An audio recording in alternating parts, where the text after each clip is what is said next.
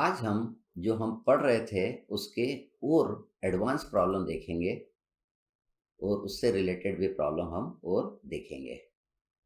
तो देखिए, आपको प्रॉब्लम दिया हुआ है।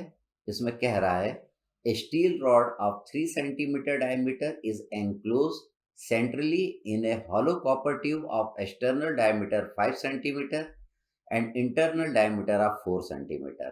The composite bar is then subjected to an axial pull of 45,000 Newton. The length of each bar is equal to 15 centimeter. Determine. इसमें हमको क्या निकालना है? The stresses in the rod and tube निकालना है। Second, the load carried by each bar हमको निकालना है। तो इस तरीके का जब भी प्रॉब्लम आए, मच बेटर है कि आप इसका डायग्राम बना लें। तो देखिए, इसका मैंने डायग्राम आपको दिखाया है यहाँ पे। यहाँ पे देखिए, एक स्टील की रॉड आपको दिया है। ये कॉपर ट्यूब के अंदर है।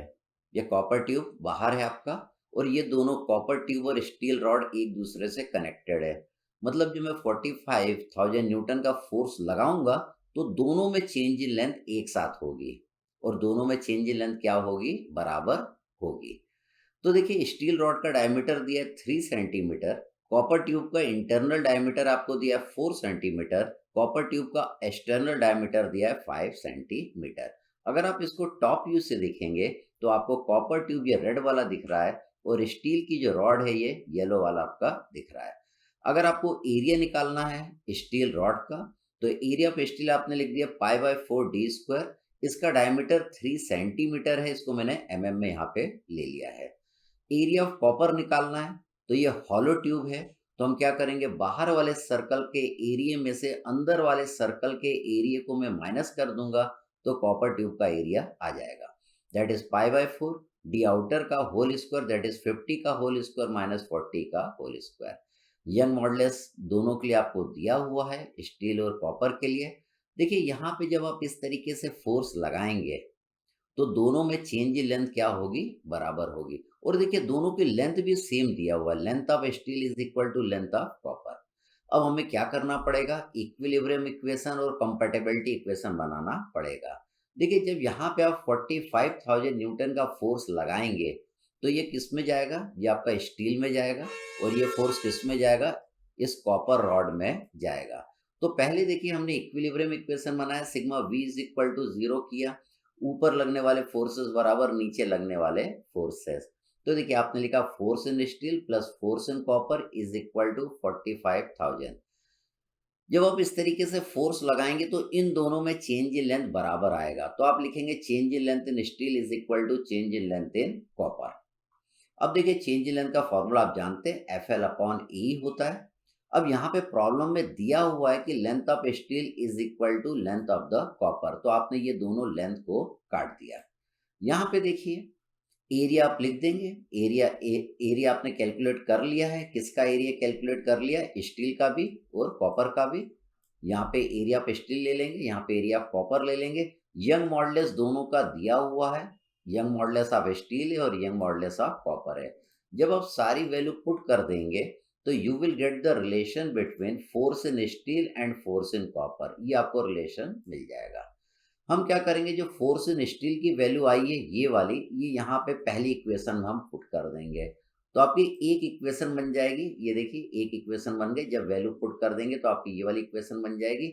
ये इक्वेशन किस में बन गई? फोर्स इन कॉपर में। इससे आपकी फोर्स इन कॉपर की वैल्यू निकल जाएगी। जो फोर्स इन कॉपर की वैल्यू आपकी निकली है वो वापस आप यहाँ पे पुट कर देंगे, तो you will get the value of force in steel. आपने फोर्स निकाल लिया है। अब हमको क्या निकालना है? हमको स्ट्रेस निकालना है। हम जानते हैं कि स्ट्रेस क्या होता है? That is force per unit resisting area. Force in copper जब हम लेंगे तो यहाँ पे एरिया ऑफ कॉपर हमको लेना पड़ेगा। देखिए, एरिया ऑफ कॉपर हम जानते हैं। जब यहाँ पे पुट कर देंगे तो स्टील स्ट्रेस इन कॉपर आ जाएगा। अगर स्ट्रेस इन स्टील आपको निकालना है तो फोर्स इन स्टील की वैल्यू आप यहाँ पे पुट कर देंगे। एरिया ऑफ स्टील की वैल्यू देखिए यहाँ पे आप जानते हैं, यहाँ पे पुट कर देंगे तो स्ट्रेस इन स्टील आ जाएगा। इस तरीके से आप क्या निकाल लेंगे? Load carried by each bar. Load carried by the each bar भी आपका आ गया, और आपने स्ट्रेसेस भी निकाल लिया, दोनों में निकाल लिया। स्टील में भी आपने निकाल लिया और कॉपर में भी निकाल लिया। फिर हम आगे बढ़ते हैं। नेक्स्ट प्रॉब्लम देखते हैं।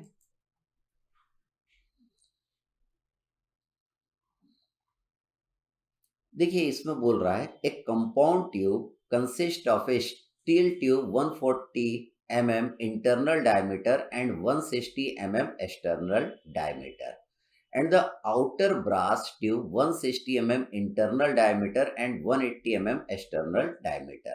The two tubes are of same length. The compound tube carries an axial load of 900 kilonewton. Find the stresses and the load carried by each tube and the amount it shorten. The length of each tube is given, that is 140 mm. Take E for the steel as two into 10⁵ newton per mm square और brass के लिए भी आपको E की value दिया हुआ है। तो देखिए ये तो आपको टॉप व्यू नजर आ रहा है। एक्चुअल में आपका ट्यूब आपका इस तरीके से है। ये देखिए एक्चुअल में ट्यूब ऐसा दिया है।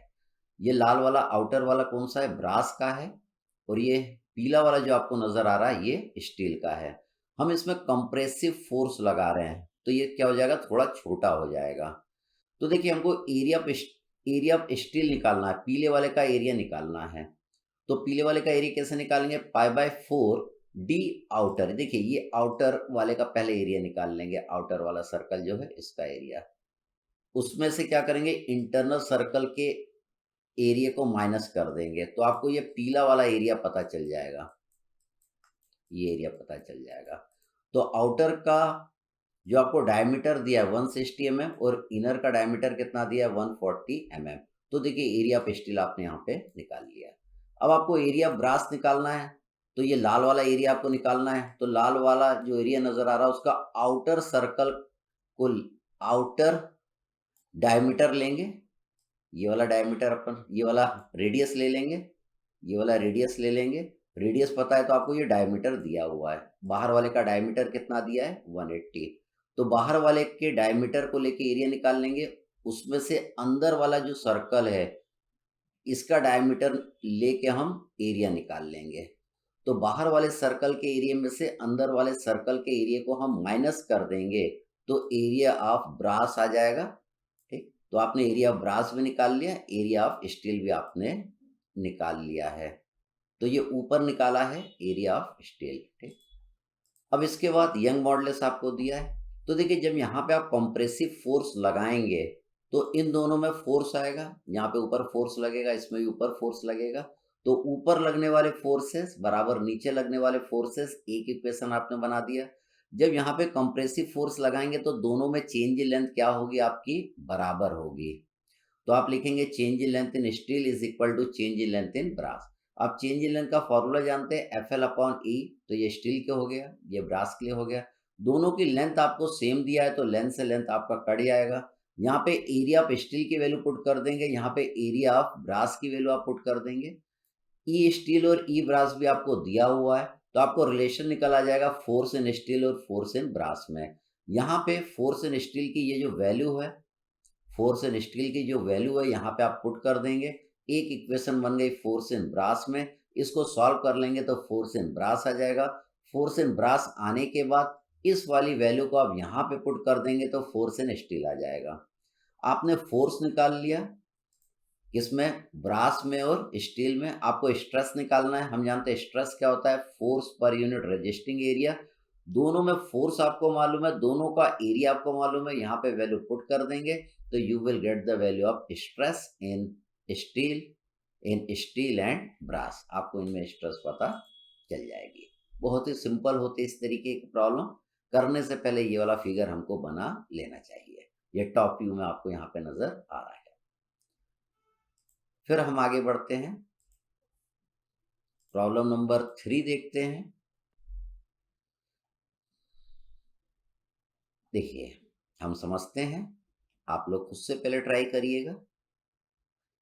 तो यहाँ पे बोल रहा है two vertical rods, one of steel and other of copper.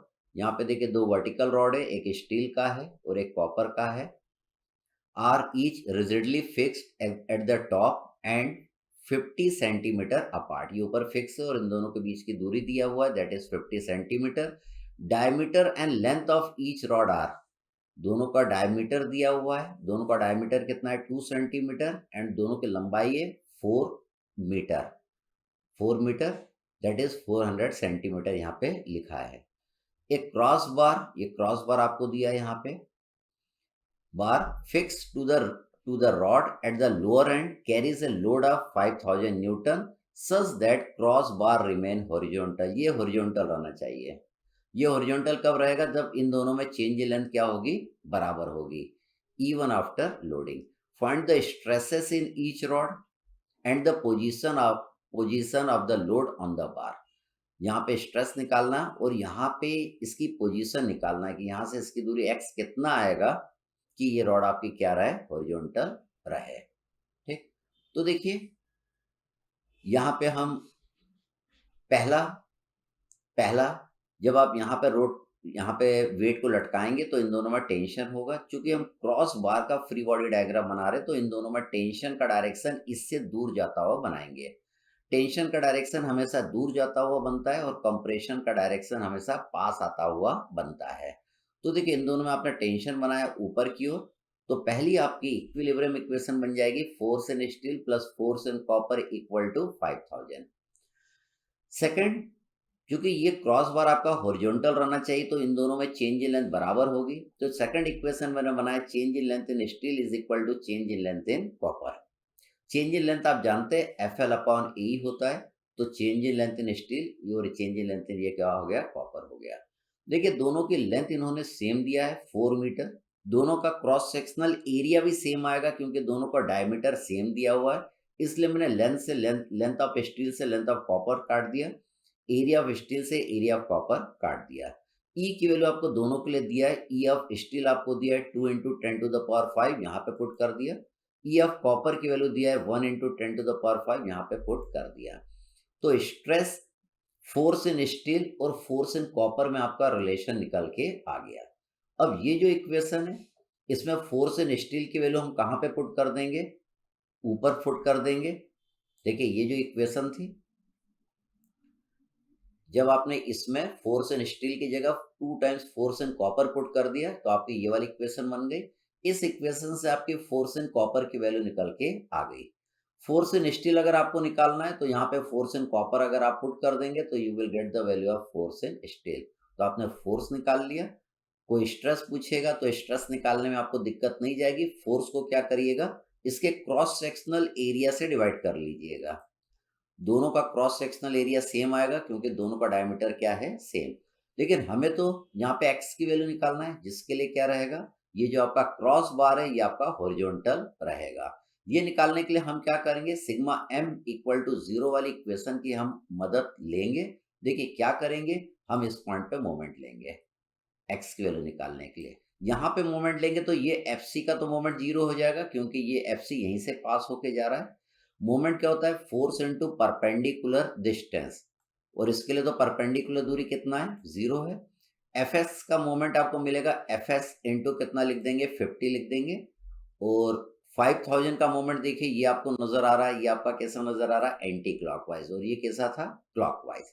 तो आपने क्या करा? Clockwise moment is equal to anti clockwise moment से आपने बैलेंस कर दिया। तो यहाँ पे you will get the value of x की वैल्यू आ जाएगी 33.33 सेंटीमीटर। फिर हम आगे बढ़ते हैं, अगला प्रॉब्लम देखते हैं। बहुत इंपॉर्टेंट होते हैं इस तरीके के प्रॉब्लम और बहुत ही सिंपल होते हैं। Problem number 4। देखिए इसमें बोल रहा है ए load of 2 mega Newton, mn means mega, m मतलब mega Newton is applied on A short concrete column. ये जो कॉन्क्रीट का कॉलम है इसके डायमेंशंस आपको दिए हैं 500 mm into 500 mm। The column is reinforce with the 4 steel bar of 10 mm diameter. तो कॉन्क्रीट के कॉलम में हमने क्या करा है? स्टील के बार भी डाले हैं। इस तरीके से स्टील की रॉड डालिए जिसका डायमीटर आपको दिया है 10 mm, 1 इन ईच कॉर्नर दिया हुआ है। Find the stresses in concrete and steel bar. दोनों में हमको स्ट्रेस निकालना है, कॉन्क्रीट में कितना होगा और स्टील बार में कितना होगा। ई स्टील की आपको दिया हुआ वैल्यू, कॉन्क्रीट के लिए भी ई की वैल्यू आपको दिया हुआ है। ठीक है, फिर हम आगे देखते हैं किस तरीके से करना है। देखिए इसको करने के हमारे 2 तरीके, हम दोनों तरीकों को समझेंगे।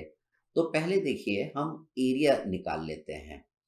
देखिए ई तो आपको दिया हुआ है स्टील के लिए, ई आपको दिया है कंक्रीट के लिए, डायमीटर ऑफ स्टील बार आपको दिया है 10 mm।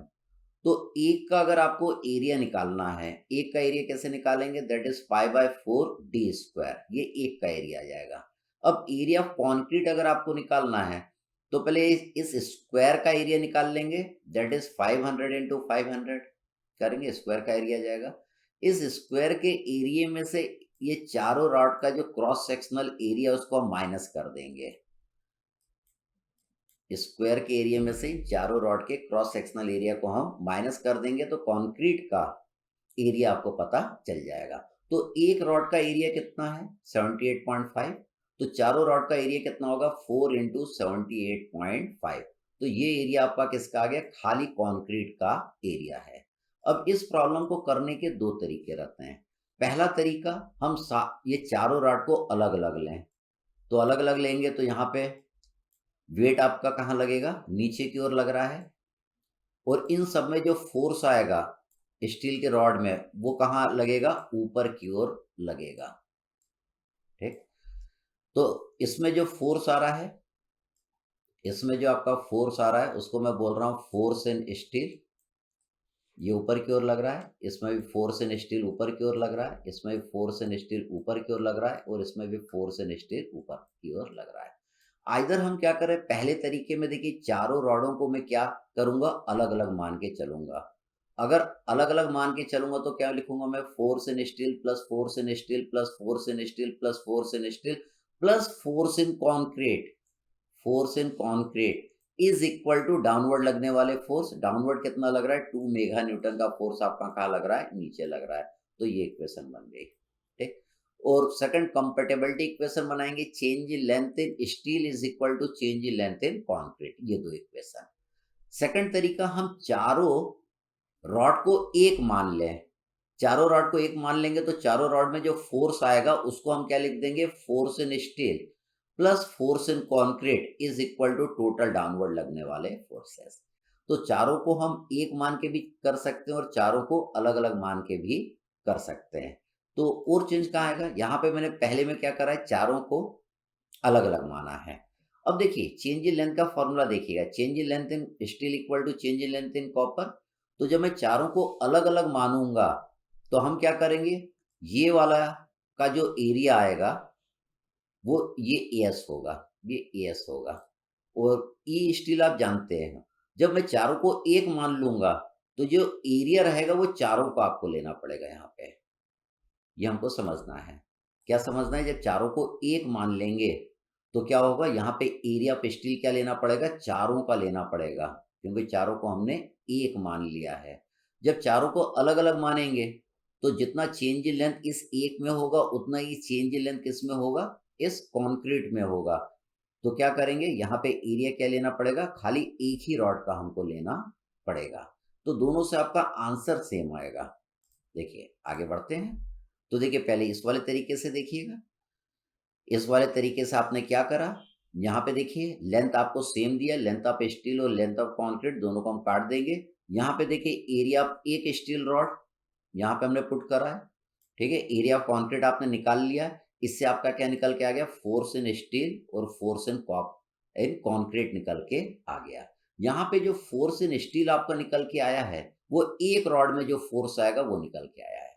अब इसी तरह तरीके से जब सेकंड मेथड यहाँ पे करेंगे, आपने चारों रॉड को एक मान लिया है तो चारों का एरिया आपको यहाँ पे लेना पड़ेगा।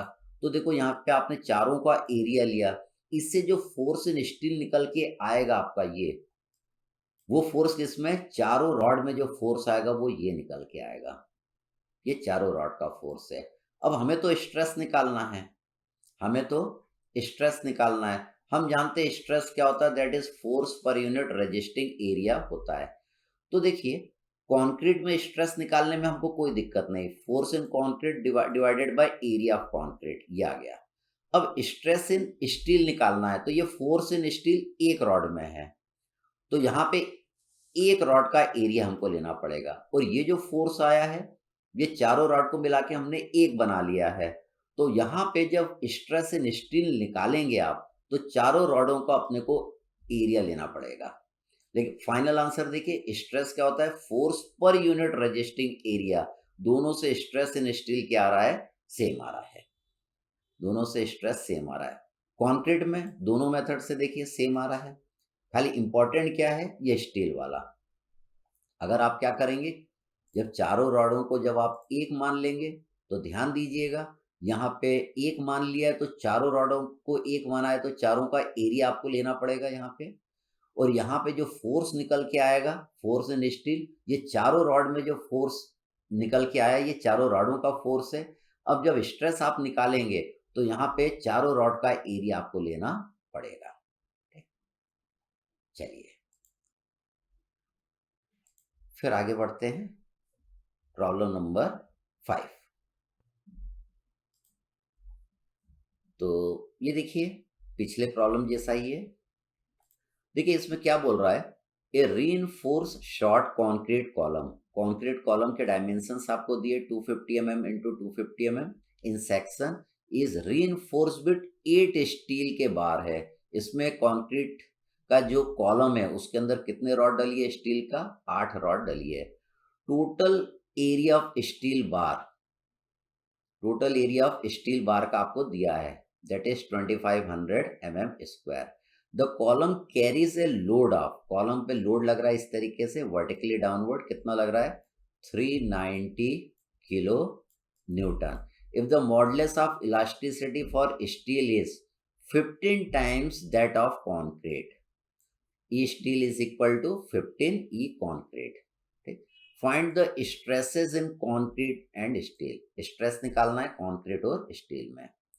तो यहाँ पे देखिए ये सारी रॉड का एरिया आपको दिया है, दैट इज 2500 mm स्क्वायर। ठीक, तो हाँ इसका सेकंड पार्ट भी है, find also the area of steel require so that column में support a load of 480 kilo newton. इतना लोड अपने को सपोर्ट करना है तो एरिया ऑफ स्टील कितना होगा, and the maximum stress in the concrete आपको दिया हुआ है। ठीक, तो पहले अपन पहला पार्ट इसका करते हैं। तो देखिए यहाँ पे हमको सारी रॉडों का एरिया आपको दिया है, तो एरिया ऑफ स्टील आपको कितना है, दैट इज 2500 mm स्क्वायर।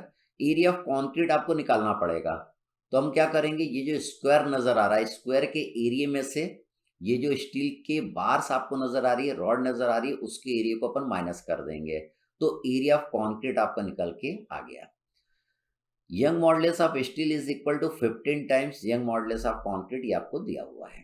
तो देखिए पहले हम इक्विलिब्रियम इक्वेशन बना रहे हैं। टोटल डाउनवर्ड फोर्स आपका लग रहा है, टोटल डाउनवर्ड फोर्स किसके बराबर होगा, टोटल अपवर्ड फोर्स के बराबर होगा। हमने पूरे स्टील के रॉड को एक मान लिया है, तो टोटल अपवर्ड फोर्स पूरे स्टील रॉड में कितना लगेगा, एफ लगेगा। और कंक्रीट में टोटल अपवर्ड फोर्स कितना लगेगा, एफ लगेगा। तो अपवर्ड लगने वाले फोर्सेस बराबर डाउनवर्ड लगने वाले फोर्सेस, हमने एक इक्वेशन यहाँ पे बना ली। अब देखिए जब लोड लगेगा तो स्टील के रॉड और कंक्रीट में चेंज इन लेंथ बराबर होगा, तो हमने लिखा change in length in steel is equal to change in length in concrete. अब चेंज इन लेंथ का फॉर्मूला जानते हैं, एफ एल अपॉन ई। तो यहाँ पे स्टील के लिए हो गया, ये कंक्रीट के लिए हो गया। स्टील के बार और कंक्रीट का जो कॉलम है उसकी लेंथ बराबर है, तो ये एल से एल मैंने यहाँ पे काट दिया। यहाँ पे मैंने वैल्यू पुट कर दी, एरिया ऑफ स्टील मैंने पुट कर दिया। ई ऑफ स्टील हम जानते हैं, E of steel is equal to 15 times E of copper है, तो यहाँ पे 15 times E of copper put कर दिया। Force in concrete, area of concrete, ये यहाँ पे मैंने लिख दिया ई ऑफ कंक्रीट। तो यहाँ से ई कंक्रीट से ये ई कंक्रीट आपका कट जाएगा, आपका रिलेशन बन जाएगा force in steel is equal to 0.625 force in copper. तो ये वाली इक्वेशन है, तो इससे फोर्स इन स्टील की वैल्यू मैं कहाँ पे पुट कर दूंगा, यहाँ पे पुट कर दूंगा। एक इक्वेशन बन जाएगी फोर्स इन कॉपर में, तो you will get the value of force in copper. Force in copper nickel गया, फोर्स इन कॉपर की वैल्यू यहाँ पे आप पुट कर देंगे, तो you will get the value of force in steel. आपको दोनों में फोर्स पता चल गया, आपको दोनों में स्ट्रेस निकालना है। हम जानते हैं स्ट्रेस क्या होता है, force per unit resisting area. तो स्ट्रेस इन कॉन्क्रीट निकालना है, तो फोर्स इन कॉन्क्रीट ये दिया हुआ divided by area of concrete, ये एरिया ऑफ कॉन्क्रीट है, डिवाइड कर दिया तो स्ट्रेस इन कॉन्क्रीट आ गया। स्ट्रेस इन स्टील निकालना है, तो फोर्स इन स्टील की वैल्यू देखिए यहाँ पे आपको दिया हुआ है, एरिया ऑफ स्टील की वैल्यू आपको प्रॉब्लम में दिया हुआ है, दोनों को हमने डिवाइड करा तो you will get the stress in steel. इसका सेकंड पार्ट भी है, इसका सेकंड पार्ट भी है। तो देखिए क्या बोल रहा है सेकंड पार्ट में, also find the area of steel आप निकालिए रिक्वायर सो दैट कॉलम में support a load of 480 kilo Newton and maximum stress in the concrete कितना होगा 4.5 न्यूटन पर एमएम स्क्वायर। देखिए कंक्रीट में मैक्सिमम स्ट्रेस की value आपको दिया है, इससे ज्यादा कंक्रीट में स्ट्रेस नहीं आना चाहिए। और ये टोटल लोड कितना बियर कर रहा है, दैट इज 480 किलो न्यूटन का लोड ये बियर कर रहा है। ठीक, अब देखिए कंक्रीट में मैक्सिमम स्ट्रेस इससे ज्यादा नहीं आना चाहिए, तो हम पहले ये निकालेंगे कि भाई ये स्टील में मैक्सिमम स्ट्रेस कितना आ सकता है। कंक्रीट में अगर maximum stress 4.5 newton per mm square से ज्यादा नहीं आ सकता है, तो स्टील में मैक्सिमम स्ट्रेस कितना आ सकता है वो हमको निकालना पड़ेगा। तो देखिए हम जानते हैं, हम क्या जानते हैं, हमको stress in concrete maximum value दिया हुआ है, हमको E steel is equal to 15 times E copper दिया हुआ है। दोनों में चेंज इन लेंथ बराबर होगा, हमने लिखा change in length in steel equal to change in length in copper. दोनों के लेंथ सेम है, दोनों को काट दिया। तो देखिए force in steel upon area of steel को मैं क्या लिख सकता हूँ, stress in steel. Force in copper divided by area of copper को क्या मैं लिख सकता हूँ, स्ट्रेस इन कॉपर। तो स्ट्रेस इन स्टील कितना है, that is 15 times stress in copper है। तो इससे आपका एक रिलेशन निकल के आ जाएगा, stress in steel is equal to 15 into stress in copper. Stress in copper कितना है, that is 4.5 newton per mm square, इससे ज्यादा वो बढ़ना नहीं चाहिए। तो जब कॉपर नहीं सॉरी ये कंक्रीट है, कंक्रीट में इससे ज्यादा स्ट्रेस आपका बढ़ना नहीं चाहिए। अगर कंक्रीट में इतना स्ट्रेस आ रहा है तो स्टील में कितना स्ट्रेस आना चाहिए, तो स्टील में स्ट्रेस कितना आना चाहिए, 67.5 Newton per mm square. Concrete में अगर इतना स्ट्रेस आएगा तो स्टील में आपका इतना स्ट्रेस आएगा। हमने यहाँ पे इक्विलिब्रियम इक्वेशन बनाई, ऊपर लगने वाले forces, force in steel plus force in copper बराबर 480 into 10 to the power 3। Force in steel को हम क्या लिख सकते हैं, stress in steel into area of steel. Force in copper को क्या लिख कॉन्क्रीट, फोर्स इन कॉन्क्रीट को हम क्या लिख सकते हैं, stress in concrete into area of concrete. अब देखिए स्ट्रेस इन स्टील की वैल्यू हम यहाँ पे पुट कर देंगे, स्टील में स्ट्रेस इतना आएगा, एरिया ऑफ स्टील जो कि हमको निकालना है, स्ट्रेस इन कंक्रीट आपको दिया हुआ है। ये देखिए एरिया ऑफ कंक्रीट को हम क्या लिख सकते हैं, पूरे कंक्रीट के एरिया में से एरिया ऑफ स्टील को माइनस कर देंगे। देखिए पूरे कंक्रीट नहीं, पूरे स्क्वायर में से हम क्या करेंगे, एरिया ऑफ स्टील को माइनस कर देंगे। पूरे स्क्वायर में से एरिया ऑफ स्टील को अगर आप माइनस कर देंगे तो एरिया ऑफ कंक्रीट आपका आ जाएगा। तो एरिया ऑफ कंक्रीट को मैंने लिखा, पूरा एरिया आपका इतना माइनस एरिया ऑफ स्टील को मैंने माइनस कर दिया। ये देखिए अब एक इक्वेशन बन गई, इस इक्वेशन को आप सॉल्व कर लेंगे तो you will get the area of steel आपका निकल के आ जाएगा। तो एरिया ऑफ स्टील इतना आएगा। तो इसमें ध्यान क्या देना है, स्ट्रेस इन कंक्रीट की वैल्यू इतना है, तो हमको निकालना पड़ेगा कि स्ट्रेस इन स्टील की वैल्यू कितना आएगी। तो उसके लिए हमने ये रिलेशन हमने यहाँ से निकाल लिया है, स्ट्रेस इन स्टील की वैल्यू इतना आएगी। और ये फोर्स की जगह आपको क्या लिखना है, स्ट्रेस इनटू एरिया लिख लेंगे और इस इक्वेशन को हम सॉल्व कर लेंगे। ध्यान दीजिएगा कि एरिया ऑफ कंक्रीट की जो वैल्यू है आपकी, वो हमने क्या लिखा, पूरे स्क्वायर में से एरिया ऑफ स्टील को माइनस करके हमने एरिया ऑफ कंक्रीट यहाँ पे लिख दिया है। Okay, thank you. अगले प्रॉब्लम को देखते हैं। तो इसमें बोल रहा है a steel rod and 2 copper rod together support a load of 360 kilonewton as shown. The cross sectional area of the steel is given, that is 2500 mm square, and each copper rod is given 160 mm square. Find the stresses in the rod. E की value आपको steel और copper की value दिया है। तो देखिए ये जो आपका लोड है वो आपका इस तरीके से नीचे की ओर लग रहा है, ये लोड आपका नीचे की ओर लग रहा है। तो क्या होगा, इन तीनों में फोर्स आएगा जो कि ऊपर की ओर लगेगा। तो देखिए हम पहले इक्विलिब्रियम इक्वेशन बनाएंगे, force in steel plus force in copper plus ये वाला फोर्स इन कॉपर, मतलब force in steel plus 2 times force in copper is equal to 370 kilo newton. और सेकंड देखिए, जब इस तरीके से लोड लगाएंगे तो जितना चेंज इन लेंथ इस कॉपर में होगा उतना ही चेंज इन लेंथ इस स्टील में होगा, दोनों में चेंज इन लेंथ क्या होगा, बराबर। तो हमने लिखा change in length in steel is equal to change in length in copper. तो चेंज इन लेंथ का फॉर्मूला आप जानते हैं स्टील और कॉपर के लिए, दोनों को इक्वेट कर दिया मैंने। लेंथ देखिए आपको दिया हुआ, लेंथ ऑफ स्टील आपको दिया हुआ है, स्टील के देखिए ये पूरी लंबाई हमको लेना पड़ेगा, तो that is 15 centimetre plus 10 centimetre, तो ये कितना हो जाएगा, 25 सेंटीमीटर हो जाएगा। लेंथ ऑफ कॉपर देखिए, कॉपर की लेंथ खाली यहीं तक है, यहीं तक मतलब कितना है, दैट इज 15 सेंटीमीटर, यहाँ पे भी 15 सेंटीमीटर। इसको एमएम में कन्वर्ट करने की जरूरत नहीं, क्योंकि यहाँ पे दोनों एमएम में भी कन्वर्ट करेंगे तो वापस कट जाते हैं। एरिया ऑफ स्टील आपको दिया हुआ है क्वेश्चन में, एरिया ऑफ स्टील दिया है इतना, तो एरिया ऑफ स्टील पुट कर दिया।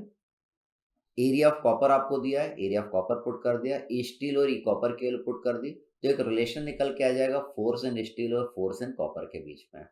अब इसमें फोर्स इन स्टील आपका आ गया है, that is 1.875 force in copper. इसको आप क्या करेंगे, ऊपर वाली इक्वेशन में यहाँ पे पुट कर देंगे, तो आपकी एक इक्वेशन बन जाएगी फोर्स इन कॉपर में, उससे आपका फोर्स इन कॉपर आ जाएगा। फोर्स इन कॉपर की वैल्यू इस यहाँ पे पुट कर देंगे तो you will get the value of force in steel. आपको स्ट्रेस निकालना है इसमें, हम जानते हैं स्ट्रेस क्या होता है, force per unit resisting area. तो देखिए आपने फोर्स निकाल लिया है कंक्रीट में, area of concrete, sorry copper है, ये कॉपर है, फोर्स इन कॉपर आपने निकाल लिया है, एरिया ऑफ कॉपर आपको दिया हुआ है। इसी तरह फोर्स इन स्टील आपने निकाल लिया है और एरिया ऑफ स्टील आपको यहाँ पे दिया हुआ है। तो स्ट्रेस इन कॉपर और स्ट्रेस इन स्टील आपका निकल के आ जाएगा। फिर देखते हैं हम अगला प्रॉब्लम।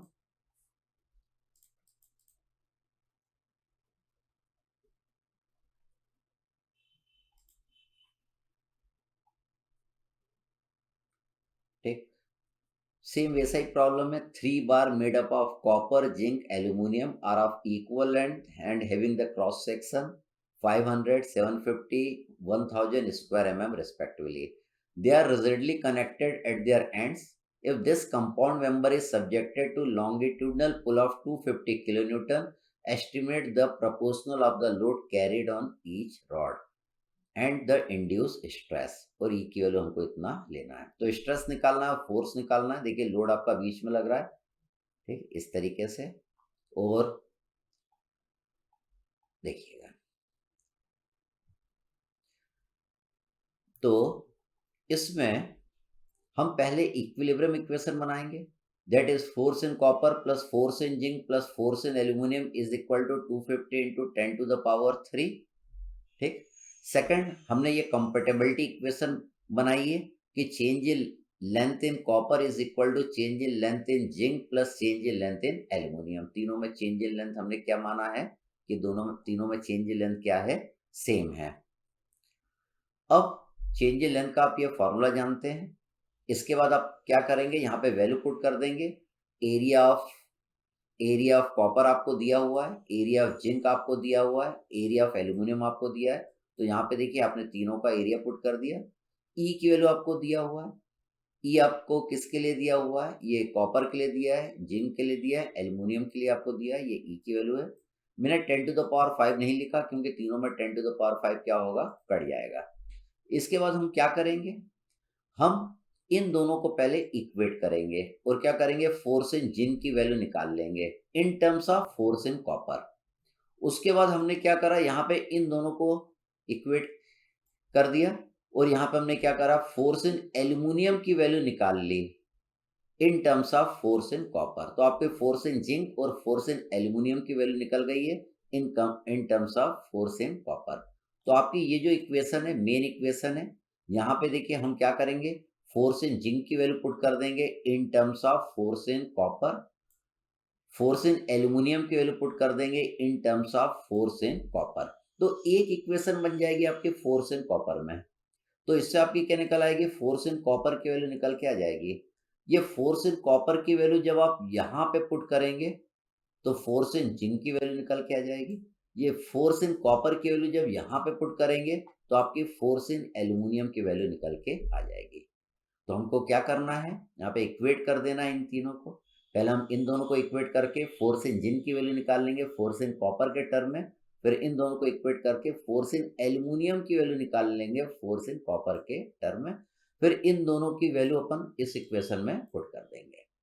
तो इससे आपका फोर्स आ गया, लेकिन हमें तो स्ट्रेस निकालना था। हम जानते हैं स्ट्रेस क्या होता है, force per unit resisting area. तो देखिए फोर्स इन कॉपर की वैल्यू यहाँ पे पुट कर दिए, एरिया ऑफ कॉपर आपको दिया हुआ है। इसी तरह देखिए सेकंड, फोर्स इन जिंक की वैल्यू आप यहाँ पे पुट कर देंगे, एरिया ऑफ जिंक देखिए आपको दिया हुआ है, इसको सॉल्व कर लेंगे, स्ट्रेस इन जिंक आ जाएगा। इसी तरह आप फोर्स इन एल्यूमिनियम की वैल्यू यहाँ पे पुट कर देंगे, एरिया ऑफ एल्यूमिनियम आपको प्रॉब्लम में दिया हुआ है, तो स्ट्रेस किस में आ जाएगा, एल्यूमिनियम में आ जाएगा। चलिए फिर हम आगे बढ़ते हैं। प्रॉब्लम नंबर 8 देखते हैं।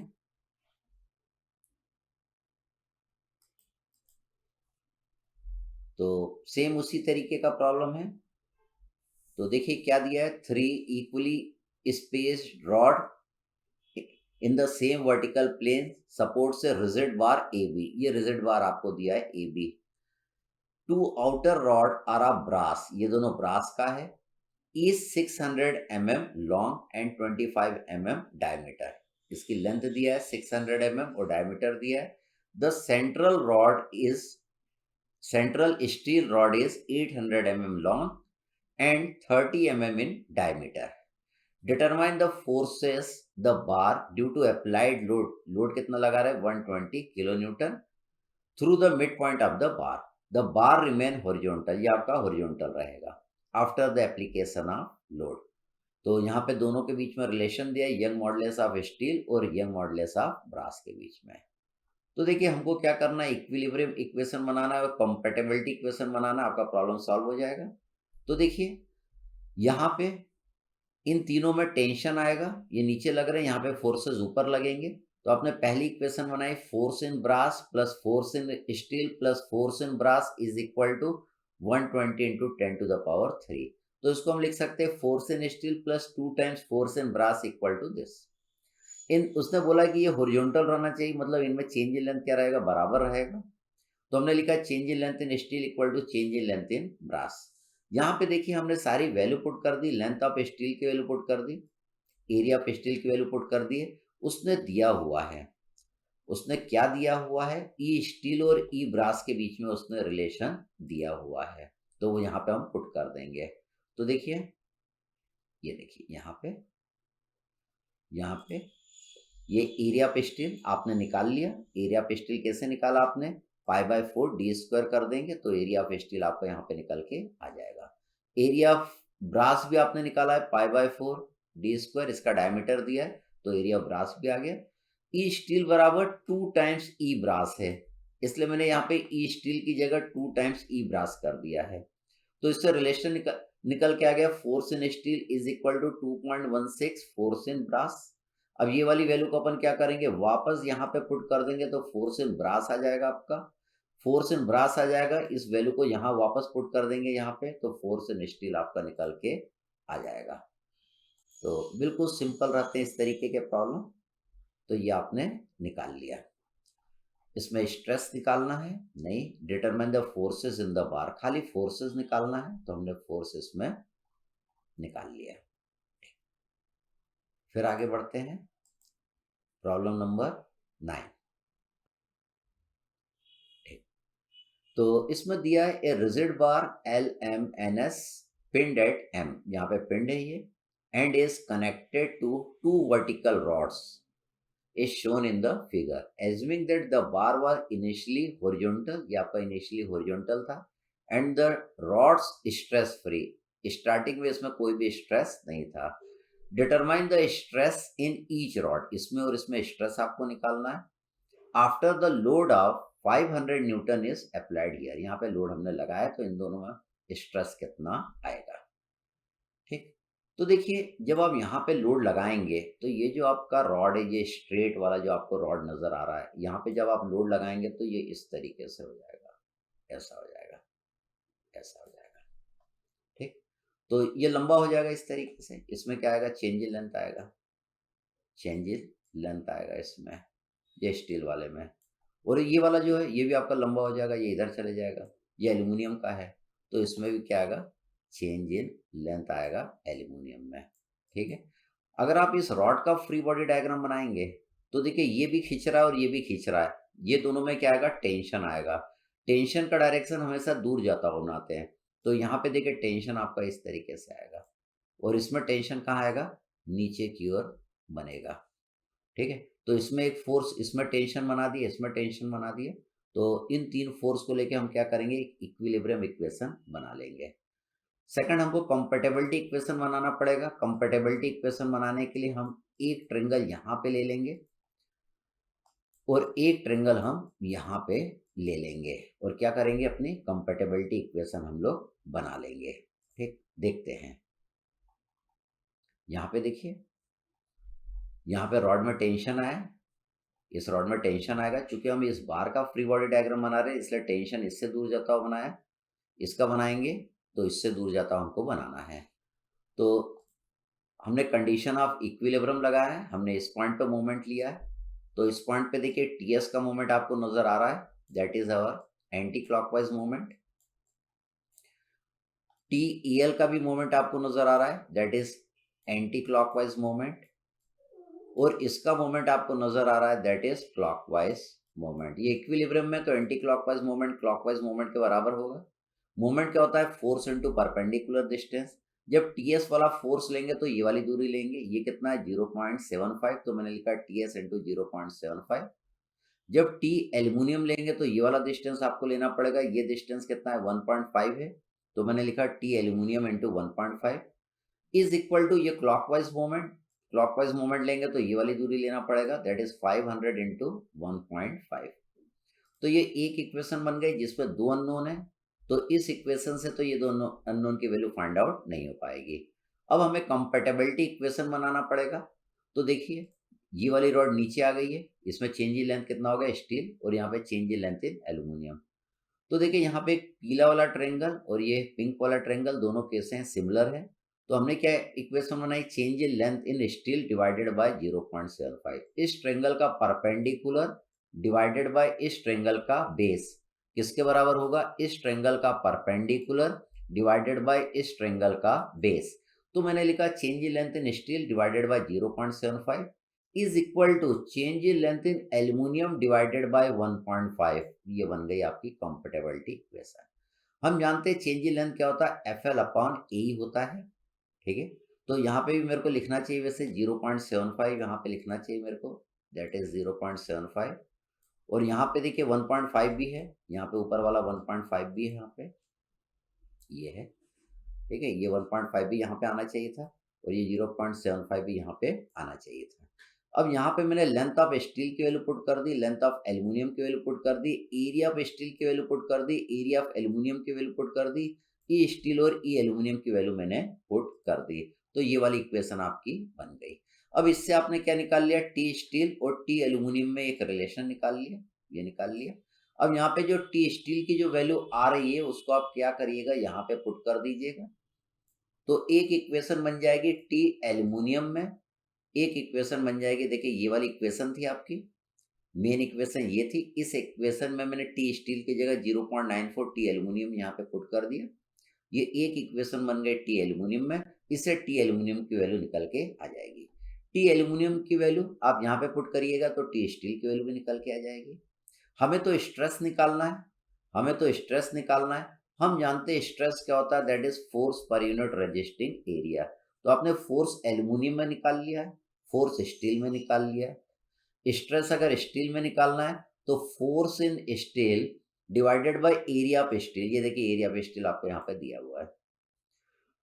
अगर फोर्स स्ट्रेस आपको एल्यूमिनियम में निकालना है तो force in aluminium divided by area of aluminium, area of aluminium देखिए यहाँ पे आपको दिया हुआ है, यहाँ पे मैंने डिवाइड कर दिया है, तो स्ट्रेस इन एल्यूमिनियम आपका निकल के आ जाएगा।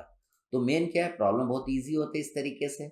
हमें क्या करना है, एक इक्विलिब्रियम इक्वेशन बनाना है और एक इस ट्रायंगल को देख के कंपैटिबिलिटी इक्वेशन बनाना है। हमें सोचना पड़ेगा कि अगर ये इधर आएगा तो ये नीचे आएगा, ये रॉड नीचे आएगी और ये क्या करेगी, ऊपर जाएगी। तो इस तरीके से यहाँ पे दो ट्रायंगल आपके बन जाते हैं। फिर आगे बढ़ते हैं, प्रॉब्लम नंबर 10 देखते हैं। हम जब प्रैक्टिस करते हैं तो ऑटोमेटिकली हमको समझ में आ जाता है कि किस तरीके से इक्वेशन बनेगी।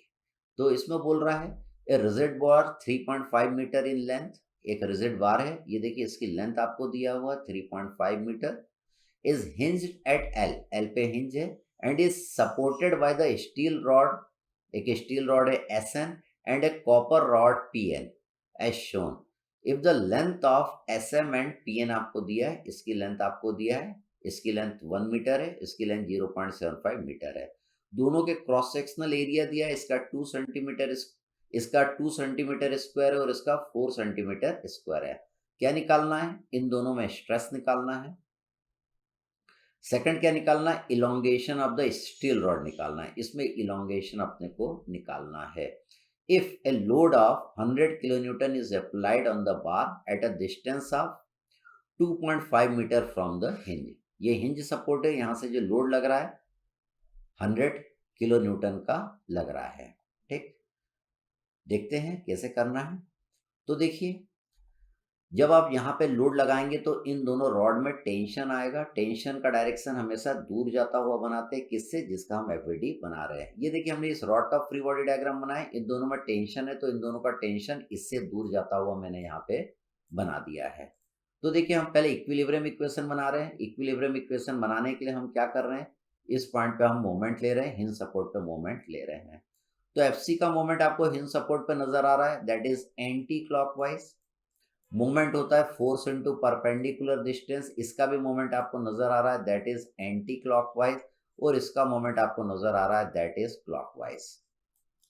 तो देखिए जब हमने एफसी का मोमेंट लिया तो परपेंडिकुलर दूरी ये आपको लेना है, दैट इज 2 मीटर, आपने लिखा एफसी इंटू 2 मीटर। एफएस का मोमेंट लेंगे तो परपेंडिकुलर डिस्टेंस आपको ये वाला लेना है, ये कितना है टोटल आपका 3.5 मीटर है, तो एफ ये लिखा मैंने FS into 3.5। 100 kilo Newton, 100 kilo newton का मोमेंट लेंगे तो दूरी आप ये लेंगे, ये कितनी है 2.5 है, 100 इंटू 2.5 मैंने लिख दिया। ये बन गई इक्विलिब्रियम इक्वेशन।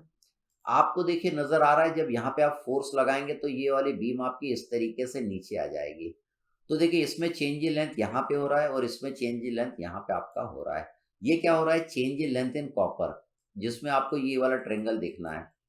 ठीक है, सेकंड आपका ये चेंज इन लेंथ किसका है, ये change in length in steel है, और ये चेंज इन लेंथ किसका है, कॉपर का है। तो यहाँ पे दो ट्रायंगल बन जाएंगे, एक ये पीला वाला ट्रायंगल और एक ये बड़ा वाला ट्रायंगल। तो इन दोनों में हम क्या करेंगे, सिमिलर ट्रायंगल वाला कंसेप्ट लगा देंगे। हमारी एक इक्वेशन ये बन गई। हमने क्या लिखा, change in length in copper divided by इसका बेस दैट इज 2, ये लिखा मैंने, is equal to change in length in steel यहाँ से यहाँ तक डिवाइडेड बाय ये टोटल कितना आपका 3.5, ये आ गया यहाँ पे 3.5। चेंज इन लेंथ का फॉर्मूला जानते हैं, that is F L upon A, ये 2 और 3.5 यहाँ जाएगा। यहाँ पे वैल्यू हम पुट कर देंगे, लेंथ ऑफ कॉपर यहाँ पे पुट कर देंगे, लेंथ ऑफ स्टील यहाँ पे पुट कर देंगे, area of copper, E of copper, area of steel, E of steel. यहाँ पे देखिए ये सारी वैल्यूज यहाँ पे लिखी हुई है, जो वैल्यूज मैंने यहाँ पे पुट कर दी है। तो इससे क्या आ जाएगा, फोर्स इन कॉपर और फोर्स इन स्टील में एक रिलेशन आ जाएगा।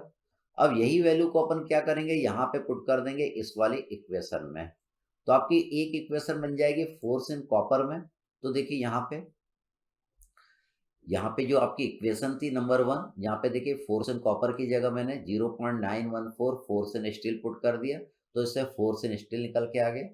फोर्स इन स्टील की वैल्यू वापस हम इस इक्वेशन में पुट कर देंगे तो फोर्स इन कॉपर की वैल्यू भी निकल के आ जाएगी। तो फोर्स आ गया। अब कोई पूछे स्ट्रेस कितना है, अब स्ट्रेस भी आ जाएगा, चेंज इन लेंथ भी आ जाएगा। तो स्ट्रेस निकालना है, अगर कॉपर में स्ट्रेस निकालना है तो हम क्या करेंगे, force in copper divided by area of copper. देखिए area of copper centimetre square में दिया, यहाँ पे मैंने mm स्क्वायर में लिया है।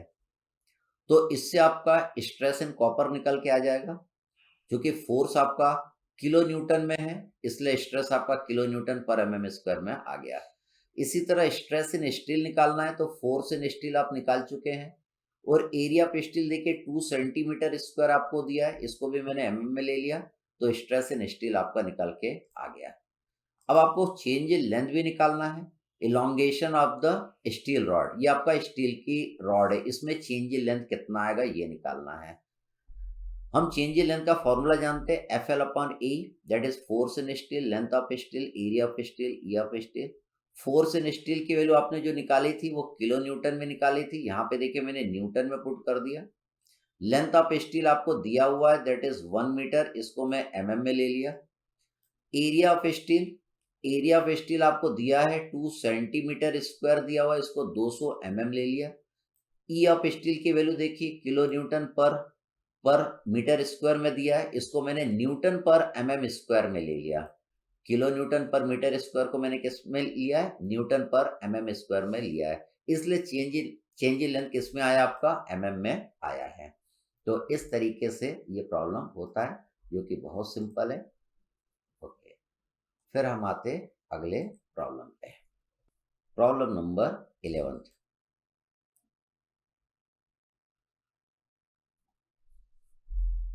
देखिए फिर से simple problem, rigid bar AD, एक रिजिड बार है, ये एडी रिजिड बार है, इज हैंग्ड एट ए पे हैंग्ड है, and supported by a copper rod 2 metre long, ये कॉपर की रॉड दिया है, that is 2 metre long, and a steel rod 1 metre long. The bar carries a load of 20 kilo newton at the end D as shown. If the cross sectional area of steel and copper आपको दिया हुआ है 200 mm square and 400 mm square respectively.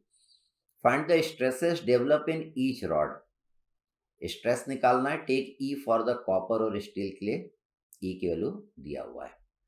तो देखिए ये यहाँ पे इन दोनों में टेंशन आएगा, टेंशन का डायरेक्शन देखिए मैंने दूर जाता हुआ बना दिया है। तो पहले मैं इक्विलिब्रियम इक्वेशन बनाऊंगा, इस पॉइंट पे मोमेंट लूंगा, इस पर मोमेंट लूंगा, तो देखिए इसका मोमेंट आपको एंटी क्लॉकवाइज, इसका भी मोमेंट आपको एंटी क्लॉकवाइज, और इसका मोमेंट आपको क्लॉकवाइज नजर आ रहा है। आप लिखेंगे टी एस इंटू 1, तो मैंने टी एस इंटू 1 लिखा, T C into 3, T C into 3 लिखा। ये दोनों एंटी क्लॉकवाइज मोमेंट है, ये इक्विलिब्रियम में तो एंटी क्लॉकवाइज मोमेंट आपका क्लॉकवाइज मोमेंट के बराबर होगा, ये आपका क्लॉकवाइज मोमेंट है। अब इसका डिस्टेंस यहाँ से कितना है, दैट इज 4 मीटर, 1 + 2 + 1 4, एक इक्वेशन आपका ये बन गई। जब आप यहाँ पे लोड लटकाएंगे तो बीम देखिए आपकी इस तरीके से इंक्लाइंड हो जाएगी, तो ये जो आपकी रॉड है इसमें चेंज इन लेंथ होगा, that is change in length in steel लिखेंगे, और यहाँ पे ये भी नीचे आ जाएगी आपकी, इसको क्या लिखेंगे, change in length in copper. ठीक, तो यहाँ पे देखिए दो ट्रायंगल आप बना लेंगे इक्विलिब्रियम इक्वेशन, कंपैटिबिलिटी इक्वेशन बनाने के लिए क्या लिखेंगे, change in length in steel divided by 1 is equal to change in length in copper divided by आप लिख देंगे दैट इज 3। यहाँ पे देखिए मैंने कंपैटिबिलिटी इक्वेशन बना लिया, change in length in steel divided by 1 equal to change in length in copper divided by 3। हम जानते हैं चेंज इन लेंथ क्या होता है, एफ एल अपॉन ए, यहाँ पे एफ की जगह क्या लिख दिया है, टी ले लिया है। इसके बाद हम क्या करेंगे, वैल्यूज पुट कर देंगे, किसकी वैल्यू पुट कर देंगे, एरिया ऑफ स्टील और ई of steel, area of copper, E of copper, तो टी स्टील और टी कॉपर में ये रिलेशन आ जाएगा। इसकी वैल्यू इन दोनों इक्वेशन को अपन सॉल्व कर लेंगे, टी स्टील की जगह क्या पुट कर देंगे, 0.666, टी कॉपर हम पुट कर देंगे। ये देखिए ये आपकी पहली इक्वेशन थी, ये आपकी इक्वेशन थी, इस इक्वेशन में टी स्टील की वैल्यू मैंने यहाँ पे पुट कर दी 0.666 टी कॉपर, तो टी कॉपर में एक इक्वेशन बन गई, इसे टी कॉपर की वैल्यू आ जाएगी। टी कॉपर की वैल्यू अपन वापस यहाँ पे पुट कर देंगे तो टी स्टील की वैल्यू आ जाएगी। हमें तो स्ट्रेस निकालना है, तो ये जो टी आया है जो कि अपना फोर्स है, इसको एरिया से डिवाइड कर देंगे, तो देखिए जो आपका टी निकल के आया है, तो स्ट्रेस इन कॉपर निकालना है, तो एरिया ऑफ कॉपर आपको यहाँ पे दिया हुआ है, और फोर्स इन कॉपर की वैल्यू आपको यहाँ पे दिया हुआ है। फोर्स देखिए किलो न्यूटन में निकला, यहाँ पे मैंने इसको न्यूटन में कन्वर्ट कर लिया। एरिया तो स्ट्रेस इन कॉपर निकल के आ गया। स्ट्रेस इन स्टील आपको निकालना है, तो फोर्स इन स्टील आपको यहाँ पे दिया हुआ है, एरिया ऑफ स्टील भी देखिए आपको दिया हुआ है, तो फोर्स किलो न्यूटन में था, इसको भी मैंने न्यूटन में कन्वर्ट कर लिया 1000 से मल्टीप्लाई करके, तो स्ट्रेस इन स्टील भी आपका निकल के आ गया। तो मेन क्या है, हमको इक्विलिब्रियम इक्वेशन बनाना और कंपैटिबिलिटी इक्वेशन बनाना। तो इन सब में देखिए, ये कंपैटिबिलिटी इक्वेशन हम किस तरीके से बना रहे हैं, ये मैं आपको बता रहा हूँ। फिर आगे बढ़ते हैं, अगला प्रॉब्लम देखते हैं, प्रॉब्लम नंबर 12।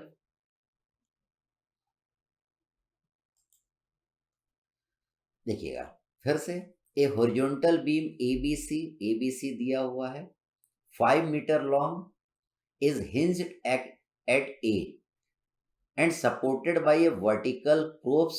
ये दो प्रोप्स लगे हैं, ये आपका B D and CE, at B and C at shown. The beam carries a load of 18 kilo newton at the mid point of BC के मिड पॉइंट पे आपका 18 किलो न्यूटन का लोड लग रहा है। Modulus of elasticity of B D और C आपको दिया हुआ है, ये दिया हुआ है। Find the load transmitted to the props. देखिए यहाँ पे इस प्रॉब्लम में आपको नजर आ रहा है कि इस लोड के कारण इन दोनों में क्या होगा, कंप्रेशन होगा, मतलब इन दोनों में यहाँ पे आपको ऊपर की ओर फोर्सेस लगेंगे। ठीक, अब देखिए, हम इक्विलिब्रियम इक्वेशन बनाते हैं और कंपैटिबिलिटी इक्वेशन बनाते हैं। तो देखिए ये आपका लोड है ना, इसमें कंप्रेशन आ रहा है, क्योंकि हम इसका फ्री बॉडी डायग्राम बना रहे हैं, तो इन दोनों में कंप्रेशन का डायरेक्शन ऊपर जाता हुआ बनाएंगे, क्योंकि इसमें क्या होगा, ये कंप्रेस हो जाएगी। तो कंप्रेशन का डायरेक्शन हमेशा पास आता हुआ बनाते हैं, टेंशन का डायरेक्शन दूर जाता हुआ बनाते हैं। तो ये हिंज सपोर्ट है, ये हिंज सपोर्ट है। तो यहाँ पे आप मोमेंट लेंगे तो देखिए इसका मोमेंट आपको नजर आ रहा है एंटी क्लॉकवाइज, इसका मोमेंट एंटी क्लॉकवाइज, यहाँ का मोमेंट 18 किलो न्यूटन का क्लॉकवाइज। आपने लिखा force in B D into 3, ये वाली दूरी आपका कितना है 3 metre. Force in CE into 5, ये पूरा आपका कितना है 5 metre, is equal to 18 into 4, ये दूरी आपकी 4 है, 3 + 1 कर देंगे तो यू विल गेट 4। ये इक्वेशन बन गई। अब ये दोनों कंप्रेस हो जाएंगे, दब जाएंगे, तो हमको कंपैटिबिलिटी इक्वेशन बनाना पड़ेगा। तो देखिए हमने कंपैटिबिलिटी इक्वेशन बनाई, change in length in B D divided by 3 is equal to change in length in C divided by 5, ये आपकी इक्वेशन बन गई। यहाँ पे स्टार्टिंग में देखिए दोनों की लेंथ आपको सेम दी हुई है, इसलिए मैंने क्या करा, लेंथ से लेंथ को काट दिया। यहाँ पे एरिया ऑफ बी डी आपको दिया हुआ है, एरिया ऑफ सीई दिया हुआ है, दोनों का यंग मॉडुलस दिया, यहाँ पे पुट कर दिया। इसको सॉल्व कर लेंगे तो एक रिलेशन बन जाएगा फोर्स इन बी डी और फोर्स इन सीई में, ये रिलेशन बन गया। अब इन दोनों इक्वेशन को हमको सॉल्व करना पड़ेगा। इन दोनों को सॉल्व करेंगे तो फोर्स इन सी भी आ जाएगा और फोर्स इन बी डी की वैल्यू भी आ जाएगी। तो मेन क्या है इसमें, ये दो इक्वेशन बनाना। फिर आगे बढ़ते हैं, problem number 13।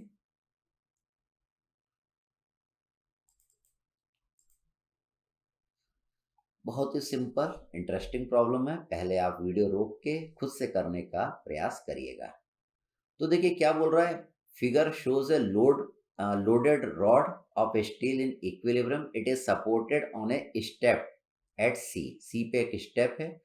Find the change in the length of the rod, ये रॉड आपको दिए, इसमें चेंज इन लेंथ निकालना है। Take the modulus of elasticity इतना। तो देखिए एक रॉड ये है, दूसरी ये है, तीसरी ये है, चौथी ये है। इन सबका क्रॉस सेक्शनल एरिया आपको दिया है, इसका 100 mm square, 250 mm square, 100 mm square और 300 mm स्क्वायर, इनकी लेंथ भी आपको दिया हुआ है। तो देखिए यहाँ पे ये सपोर्ट किया गया है, इस पॉइंट पे ये सपोर्ट किया गया है, मतलब ये इसके इधर नहीं जा सकता है। तो ये जो 10 न्यूटन का जो फोर्स है वो क्या करेगा, इन दोनों ब्लॉक को कंप्रेस कर देगा, इसको भी कंप्रेस करेगा, इसको भी कंप्रेस कर देगा, ये दोनों छोटे हो जाएंगे। और ये जो 15 किलो न्यूटन के कारण ये दोनों क्या हो जाएंगे, लंबे हो जाएंगे। तो हमें क्या निकालना है, change in length of the rod निकालना है, टोटल चेंज इन लेंथ आपका कितना होगा। तो देखिए फिगर को देखते हैं, हमने बोला इट इज फिगर नंबर 1 2 3 4। 1 और 2 में क्या आएगा, आपका कंप्रेशन आएगा। 1 और 2 कंप्रेस छोटे होंगे, इसलिए देखिए यहाँ पे मैंने माइनस लिखा है। 3 और 4 आपके लंबे होंगे, तो यहाँ पे मैंने क्या लिखा है, प्लस लिखा है। चेंज इन लेंथ का फॉर्मूला आप जानते हैं, FL/AE होता है। यहाँ पे यंग मॉडुलस सेम है सबका, क्योंकि ये सब स्टील के बने हैं, तो यंग मॉडुलस ई को मैंने बाहर ले लिया। तो इससे देखिए आपका ये फार्मूला बन गया। ये क्या है, टोटल चेंज इन लेंथ का आपका फार्मूला बन गया। F4, F4 आपका कितना है 15, तो 15 इंटू 10⁻³ कर दिया। लेंथ ऑफ 4 आपको दिया हुआ है, that is 150 mm। Area of 4 आपको दिया हुआ है, दैट इज 300। तो यहाँ पे क्या लिख दिया 300, तो ये पहली वैल्यू मैंने यहाँ पे पुट कर दी। जो F4 है आपका, जित F4 इसमें भी लगेगा और इसमें भी लगेगा, इन दोनों में फोर्स आपका क्या आएगा, सेम आएगा। तो जितना F4 रहेगा उतना ही F3 रहेगा, जितना F1 रहेगा उतना ही F2 रहेगा। इन दोनों में फोर्स कितना आएगा 10 किलो न्यूटन का, इन दोनों में फोर्स कितना आएगा 15 किलो न्यूटन का। इसलिए F3 की जगह मैंने क्या लिख दिया F4, और F4 की जगह F4 ही है। F2 भी F1 के जितना होगा, F1 भी आपका F1 के जितना होगा। तो यहाँ पे देखिए मैंने वैल्यू सारी पुट कर दी, और जब आप इसको सॉल्व कर लेंगे तो you will get the value of change in length. Okay, फिर आगे बढ़ते हैं। अब हम देखते हैं प्रॉब्लम नंबर 14।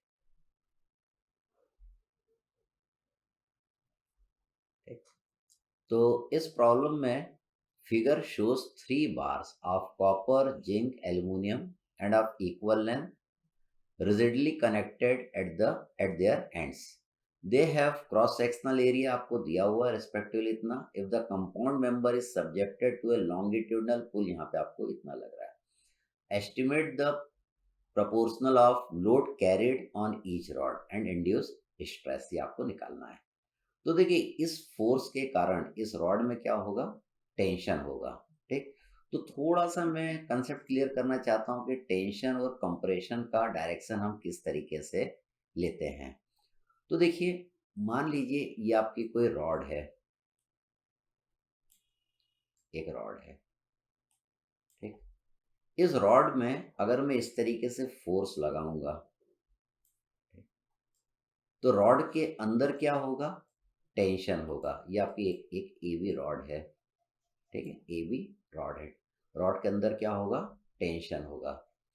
रॉड, तो रॉड खींचेगी, लेकिन रॉड के मॉलिक्यूल क्या करेंगे, इसको खींचने नहीं देंगे, ये इसको रोकने का प्रयास करेंगे। तो रॉड के मॉलिक्यूल क्या करेंगे, इस तरीके से अंदर की ओर फोर्स लगाएंगे। अगर आप जॉइंट ए का फ्री बॉडी डायग्राम बना रहे हैं तो टेंशन ए से दूर जाता हुआ बनाइएगा, और बी का एफबीडी बनाएंगे तो टेंशन का डायरेक्शन बी से दूर जाता हुआ बनाइएगा। तो टेंशन का डायरेक्शन हमेशा क्या करते हैं, जॉइंट से दूर जाता हुआ बनाते हैं। किस जॉइंट से, जिसका हम फ्री बॉडी डायग्राम बना रहे हैं। इसी तरीके से मान लीजिए कि ये आपकी एक रॉड है, इस रॉड पे हम अगर इस तरीके से फोर्स लगाएंगे, इस रॉड को हमने नाम दिया है, it is our A B rod. जब आप इस तरीके से फोर्स लगाएंगे तो रॉड के अंदर क्या होगा, कंप्रेशन होगा, रॉड कंप्रेस होगी। लेकिन जब आप रॉड को कंप्रेस करेंगे तो रॉड के मॉलिक्यूल इसको रेजिस्ट करेंगे, रोकेंगे, वो क्या करेंगे, बाहर की ओर इस तरीके से फोर्स लगाने लगेंगे। अगर आप जॉइंट ए का फ्री बॉडी डायग्राम बनाएंगे तो कंप्रेशन का डायरेक्शन ए की तरफ जाता हुआ बनाइएगा, बी का एफबीडी बनाएंगे तो कंप्रेशन का डायरेक्शन बी की तरफ जाता हुआ बनाइएगा। इसका मतलब ये कि टेंशन का डायरेक्शन हमेशा दूर जाता हुआ आपको बनाना है, जिस भी जॉइंट का आप फ्री बॉडी डायग्राम बनाएंगे। और कंप्रेशन का डायरेक्शन हमेशा पास आता हुआ बनाएंगे, किसके पास आता हुआ, जिस भी जॉइंट का हम फ्री बॉडी डायग्राम बनाएंगे। तो ये एक ए बी मेंबर मान लीजिए, ए बी। जब इसको खींचेंगे, ये ए बी आपका मेंबर है जिसमें बी आपका जॉइंट है। अब इसमें टेंशन होगा तो इसमें टेंशन का डायरेक्शन देखिए बी से दूर जाता हुआ बनाएंगे। ये देखिए तीनों में टेंशन क्या करेंगे, इससे दूर जाता हुआ बनाएंगे। तो यहाँ पे जब बी का मैंने फ्री बॉडी डायग्राम बनाया तो देखिए टेंशन में बी से दूर जाता हुआ बना रहा हूँ। तो इस तरीके से हम हर प्रॉब्लम में क्या करते हैं, टेंशन और कंप्रेशन का डायरेक्शन बनाते हैं। तो प्रॉब्लम तो बहुत सिंपल है। तो देखिए यहाँ पे पहले हमने इक्विलिब्रियम इक्वेशन बनाई, that is force in copper, ये फोर्स इन कॉपर लगता हुआ नजर आ रहा है, plus force in zinc plus force in aluminium is equal to 125 kilo newton. जब आप इस तरीके से इन तीनों पे फोर्स लगाएंगे तो तीनों में चेंज इन लेंथ सेम होगी। तो change in length in copper equal to change in length in zinc is equal to change in length in aluminium. Change in length का फॉर्मूला आप जानते हैं, यहाँ पे पुट कर दिया। तीनों की देखिए लेंथ सेम है, तीनों के लेंथ को हमने काट दिया। तो यहाँ पे area of copper, E of copper, तो देखिए एरिया ऑफ कॉपर दिया, ई ऑफ कॉपर दिया, यहाँ पे पुट कर दिया। इसी तरह यहाँ पे एरिया ऑफ जिंक और ई of zinc, area of zinc दिया, ई ऑफ जिंक दिया, उसको हमने यहाँ पे पुट कर दिया। तो देखिए यहाँ पे पुट करते जा रहे हैं। Area of aluminium, area of aluminium दिया है, ई ऑफ एल्यूमिनियम की वैल्यू आपको दिया है, तो वो वाली वैल्यू मैंने क्या करा, यहाँ पे पुट कर दिया। तो यहाँ पे देखिए ये इक्वेशन बन गई। अब हमने क्या करा, फोर्स इन जिंक और फोर्स इन कॉपर, ये वाली इन दोनों इक्वेशन को इक्वेट किया। तो इससे फोर्स इन जिंक की वैल्यू निकल के आ जाएगी फोर्स इन कॉपर के टर्म में। फिर हमने इन दोनों इक्वेशन को इक्वेट किया, तो इससे भी फोर्स इन एल्यूमिनियम की वैल्यू निकल के आ जाएगी फोर्स इन कॉपर के टर्म में। तो आपने फोर्स इन जिंक और फोर्स इन एल्यूमिनियम की वैल्यू निकाल ली फोर्स इन कॉपर के टर्म में। तो अब आप क्या करेंगे, ये जो फोर्स इन जिंक की वैल्यू आपने निकाली है वो आप क्या करेंगे, यहाँ पे पुट कर देंगे फोर्स इन कॉपर के टर्म में। फोर्स इन एल्यूमिनियम की जो वैल्यू आपने यहाँ पे निकाली है, यहाँ पे आप पुट कर देंगे फोर्स इन कॉपर के टर्म में, और यहाँ पे फोर्स इन कॉपर तो पहले ही था। तो एक इक्वेशन बन जाएगी फोर्स इन कॉपर के टर्म में, तो इससे आपका फोर्स इन कॉपर निकल के आ जाएगा। फोर्स इन कॉपर की वैल्यू आप क्या करिएगा, यहाँ पे पुट कर दीजिएगा, तो फोर्स इन जिंक की वैल्यू निकल के आ जाएगी। फोर्स इन कॉपर की वैल्यू अगर आप यहाँ पे पुट कर देंगे तो फोर्स इन एल्यूमिनियम की वैल्यू निकल के आ जाएगी। तो आपने तीनों में फोर्स निकाल लिया। तीनों में अगर आपको स्ट्रेस निकालना है तो आप जानते हैं स्ट्रेस क्या होता है, force per unit resisting area होता है। तो देखिए फोर्स इन कॉपर को आपने क्या किया, आपने कॉपर के एरिया से डिवाइड कर दिया। एरिया आपको दिया हुआ है, एरिया ऑफ कॉपर देखिए यहाँ पे दिया हुआ है, तो यहाँ पे किलो न्यूटन में था, उसको मैंने न्यूटन में पुट कर दिया यहाँ पे। तो स्ट्रेस इन कॉपर आ गया। फोर्स इन जिंक की वैल्यू आप निकाल चुके हैं, इसको एरिया ऑफ जिंक से आपने डिवाइड कर दिया। एरिया ऑफ जिंक आपको दिया हुआ है, that is 375 mm²। Stress in zinc निकल के आ जाएगा। इसी तरह स्ट्रेस इन एल्यूमिनियम आपने निकाल लिया। फोर्स इन एल्यूमिनियम को एरिया ऑफ एल्यूमिनियम से आपने डिवाइड कर दिया। एरिया ऑफ एल्यूमिनियम आपको प्रॉब्लम में दिया हुआ था, तो स्ट्रेस इन एल्यूमिनियम आपका निकल के आ गया। फिर से हम आगे बढ़ते हैं। बहुत सिंपल प्रॉब्लम रहता है इस तरीके का।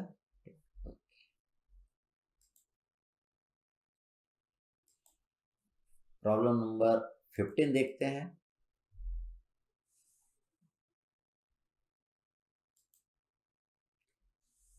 क्या बोल रहा है, 2 steel rods and 1 copper rod each of 20 mm diameter together support a load of 50 kilonewton. Find the stresses in each rod. सब में स्ट्रेस निकालना है। टेक ई फॉर स्टील और कॉपर, यंग मॉडुलस दोनों के लिए आपको दिया हुआ है। तो देखिए लोड रखेंगे तो इनमें क्या होगा, कंप्रेशन होगा। यहाँ पे फोर्स कहाँ लगेगा, ऊपर की ओर। यहाँ पे क्या लगेगा, ऊपर की ओर। यहाँ पे कहाँ लगेगा, ऊपर की ओर लगेगा। कंप्रेशन हो रहा है। तो मान लीजिए ये ए बी आपकी एक रॉड है, तो देखिए कंप्रेशन रॉड के अंदर बी की तरफ जाता हुआ आपने बनाया है, जैसा कि हमने पिछले प्रॉब्लम में समझा था। तो देखिए हमने फिगर यहाँ पे बना दिया है ना। तो अब हमको क्या करना है, स्ट्रेस निकालना है। तो देखिए इक्विलिब्रियम इक्वेशन पहले बनाएंगे, force in steel plus force in copper plus force in steel equal to 50 kilo newton, एक इक्वेशन बन गई।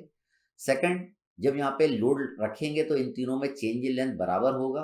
तो हमने क्या करा, change in length in steel is equal to change in length in copper को मैंने इक्वेट कर दिया। ये चेंज इन लेंथ का क्या है फॉर्मूला, एफ एल अपॉन ए। तो ये स्टील के लिए बना लिया, ये एल्यूमिनियम के लिए बना दिया। यहाँ पे देखिए लेंथ ऑफ स्टील आपको दिया हुआ है। लेंथ ऑफ स्टील आपको कितना दिया होता है, 2 मीटर। तो लेंथ ऑफ स्टील मैंने यहाँ पे 2 पुट कर दिया। लेंथ ऑफ कॉपर देखिए यहाँ पे आपको दिया हुआ है, लेंथ ऑफ कॉपर आपका कितना है, 1.5 मीटर, 1.5 पुट कर दिया। दोनों का क्रॉस सेक्शनल एरिया सेम है, इसलिए इसको अपन ने हटा दिया। ई स्टील आपको दिया हुआ है, दैट इज 200 गीगा पास्कल है, और यहाँ पे ये 100 गीगा पास्कल है, यहाँ पे पुट कर दिया। तो फोर्स इन स्टील और फोर्स इन कॉपर में एक रिलेशन निकल के आ गया। अब एक इक्वेशन आपको ये नजर आ रही है और दूसरी ये इक्वेशन नजर आ रही है, इन दोनों को सॉल्व कर लेंगे। फोर्स इन स्टील की वैल्यू यहाँ पे अपन पुट कर देंगे 1.5, फोर्स इन कॉपर पुट कर देंगे, फोर्स इन कॉपर आ जाएगा, फोर्स इन स्टील आ जाएगा। दोनों फोर्स को इनके क्रॉस सेक्शनल एरिया से हम डिवाइड कर देंगे तो क्या आ जाएगा, दोनों में स्ट्रेस निकल के आ जाएगा। फिर से हम आगे बढ़ते हैं। बहुत ही छोटा प्रॉब्लम था ये। प्रॉब्लम नंबर 16 देखते हैं। हाँ, अच्छा प्रॉब्लम है ये। यहां पे बोल रहा है 2 vertical wire are suspended at a distance of 500 mm apart as shown. देखिए दो वायर है, इन दोनों के बीच का डिस्टेंस दिया है 500 mm। The upper end are firmly secured and the lower end support a rigid horizontal bar which carries a load of 200 Newton. The left hand wire has a diameter of 1.6 mm and is made up of copper. The right hand wire has a diameter of 0.9 mm and is made of steel. Both wire initially are 4.5 meter long. Initial में इनके length दिया है 4.5 meter. Determine position of line of action of the load if both the wire extended by the same amount. हमको ये x की value निकालना है। ये x कितना होगा, लोड आप कहाँ पे लटकाएंगे कि इन दोनों में चेंज लेंथ आपका क्या हो, बराबर हो। तो ये तो निकालना हम पहले भी सीख गए हैं। सेकंड क्या निकालना है, slope of the rigid wire आपको निकालना है। If the load is hung at the centre of the bar, अगर लोड आप बीच में लगाएंगे तो ये क्या होगा, इस तरीके से टिल्ट हो जाएगा। तो इसका हमको यहाँ पे स्लोप निकालना सीखना है। तो पहला पार्ट कर लेते हैं, ये वाला पार्ट देख लेते हैं। तो देखिए पहला पार्ट करने के लिए हमने ये इसका फ्री बॉडी डायग्राम आपको नजर आ रहा है। वायर में क्या होगा, आपका टेंशन होगा, टेंशन दूर जाता हुआ बनाते हैं। देखिए दूर जाता हुआ मैं बना रहा हूँ। तो देखिए पहली इक्वेशन बनी force in copper plus force in steel equal to 200। ये आपका हॉरिजॉन्टल होना चाहिए, तो दोनों में चेंज इन लेंथ क्या होगा, बराबर। देखिए change in length in copper और स्टील का फॉर्मूला जानते हैं, FL/E। तो यहाँ पे जो वैल्यू दिया है वो सारी वैल्यू हम पुट कर देंगे। देखिए एरिया तो कट जाएगा क्योंकि दोनों एरिया नहीं, लेंथ दोनों का कट जाएगा क्योंकि लेंथ आपका क्या है, दोनों का सेम है 4.5 मीटर। सब सारी वैल्यू पुट करके सॉल्व कर लेंगे तो force in copper equal to 1.58 force in steel आपका निकल के आ जाएगा। अब इन दोनों इक्वेशन को सॉल्व कर लेना है अपने को। तो देखिए यहाँ पे मैंने वैल्यू पुट कर दिया, फोर्स इन कॉपर की जगह मैंने वैल्यू पुट कर दिया 1.58 फोर्स इन स्टील। इससे आपकी फोर्स इन स्टील की वैल्यू आ गई। फोर्स इन स्टील की वैल्यू आ गई तो फोर्स इन स्टील की वैल्यू हम फिर ऊपर वाली इक्वेशन में पुट कर देंगे, फोर्स इन कॉपर आ जाएगा। हमें ये x निकालना है, हम इस पॉइंट पे मोमेंट ले लेंगे। इस पॉइंट पे इसका मोमेंट तो जीरो हो जाएगा, इसका मोमेंट आपको नजर आ रहा है एंटी क्लॉकवाइज और इसका मोमेंट आपको नजर आ रहा है क्लॉकवाइज। तो आपने क्या करा, anti clockwise moment equal to clockwise moment करा। तो मोमेंट क्या होता है, फोर्स इंटू परपेंडिकुलर डिस्टेंस। ये डिस्टेंस कितना है 500 और इसके लिए डिस्टेंस कितना है x। इससे आपकी x की वैल्यू निकल के आ गई इतना। तो यहां से ये देखिए टोटल कितना है 500 mm। यहां से अगर 193.79 mm पे अगर 200 न्यूटन का वेट आप लटकाएंगे तो इन दोनों में चेंज इन लेंथ क्या होगा, बराबर होगा। लेकिन सेकंड केस में हमने क्या करा, वेट को बीच में लटकाया है। अगर बीच में लटकाएंगे तो दोनों में चेंज इन लेंथ क्या होगा, अलग अलग होगा। जब वेट आप बीच में लटकाएंगे तो देखिए बीच में लटकाया 100 न्यूटन 200 न्यूटन का बीच में लटकाया। जब बीच में लटकाएंगे तो 100 न्यूटन इसमें चले जाएगा और 100 न्यूटन वेट आपका इसमें चले जाएगा, दोनों में आधा आधा चले जाएगा। अब हम ये निकालेंगे कि 100 न्यूटन के कारण इसमें चेंज इन लेंथ कितना हो रहा है और 100 न्यूटन के कारण इसमें चेंज इन लेंथ कितना हो रहा है। हमें तो निकालना है स्लोप। तो देखिए हम देखते हैं। तो यहाँ पे देखिए मैंने 200 न्यूटन का वेट लटकाया है तो यहाँ पे 100 और 100 चला गया। 200 कहाँ लटकाया है, बीच में लटकाया है। 500 है, 500 का आधा कितना है, 250। तो change in length in copper अपने को निकालना है। Change in length in copper कितना होगा, F copper, length of copper, area of copper, E of copper. ये सारी वैल्यू दिया हुआ है। ई आपको किस में दिया था, गीगा पास्कल में दिया था, आपने न्यूटन पर mm स्क्वायर में ले लिया। जो change in length in copper आ गया। Change in length in steel निकालना है तो F steel, length of steel, area of steel, E of steel, ये सारी वैल्यू आप पुट कर देंगे। तो change in length in steel आपका आ जाएगा। तो change in length in copper कम है, change in length in steel आपका क्या है, ज़्यादा है। तो देखिए आपका ये इस तरीके से टिल्ट हो जाएगा ये। तो इसमें जो चेंज इन लेंथ हुई 2.23 mm हुई, और इस वाले वायर में जो टोटल चेंज इन लेंथ आ रहा है ये यहाँ से लेके यहाँ तक ये ज़्यादा आ रहा है, 3.53 mm आ रहा है। यहाँ इसमें कितना आ रहा है, 2.23 mm। तो अपन क्या करेंगे, हमें तो एंगल निकालना है कि ये एंगल कितना आएगा, कितने डिग्री ये टिल्ट हो जाएगा। तो 3.53 में से मैं माइनस कर दूंगा, 2.23 को मैं माइनस कर दूंगा, तो ये वाली लेंथ निकल के आ जाएगी, ये वाली लेंथ। और ये टोटल लेंथ आपको दिया है दैट इज 500। हम क्या लगा देंगे, टेन थीटा लगा देंगे, that is perpendicular upon base. तो ये थीटा निकल के आपका आ जाएगा। तो देखिए यहाँ पे मैंने टेन थीटा लगा दिया, टेन थीटा क्या लिखा, परपेंडिकुलर दैट इज 1.3, बेस कितना आपका 500 है, तो ये थीटा जो निकल के आएगा दैट इज 0.15 डिग्री। ये देखिए इस तरीके से भी आप देख सकते हैं, ये भी बनाए हैं। तो ये डिस्टेंस आपको आपने कैलकुलेट कर लिया, 3.53 में से 2.53 को माइनस कर दिया, 500 है। एंगल के सामने वाली साइड क्या होता है, परपेंडिकुलर होता है, ये लंब हो गया, ये आधार हो गया। तो टेन थीटा लंब बटे आधार, तो थीटा आपका इतना आ जाएगा। तो एक्चुअल में ये इस तरीके से ये टिल्ट कर गया, तो यही एंगल उसने पूछा था। ओके, अगले प्रॉब्लम को हम देखते हैं। अब हम देखेंगे प्रॉब्लम नंबर 17।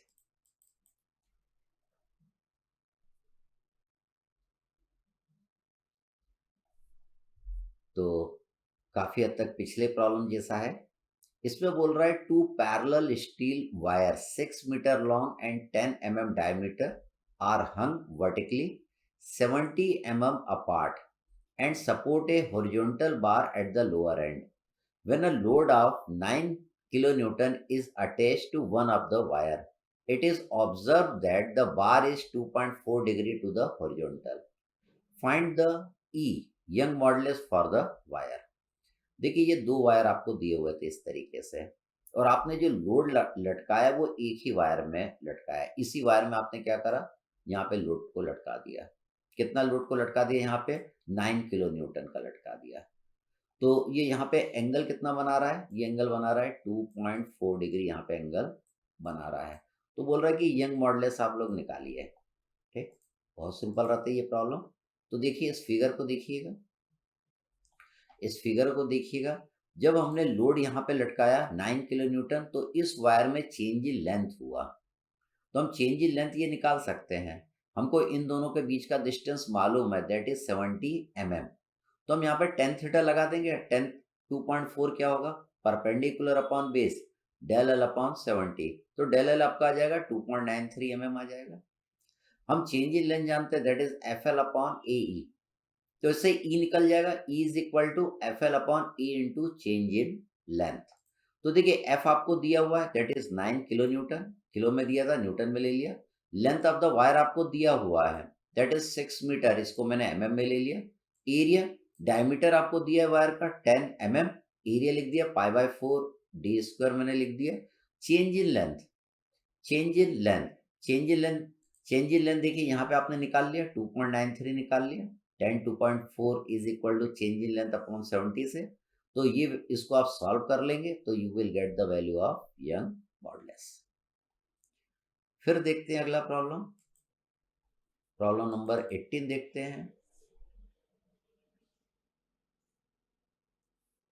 इसमें बोल रहा है ए स्टील वायर, ये स्टील का वायर है, 1 mm डायमीटर इसका दिया हुआ है, is stretch horizontally between two fix point 2 metre apart, ये 2 मीटर अपार्ट इसके बीच की दूरी है। A vertical load applied at the mid span of the wire causes a vertical displacement 45 mm of the point of application of the load applied. What will be the stress induced in the wire, इसमें stress निकालना है, and the load P भी अपने को निकालना है।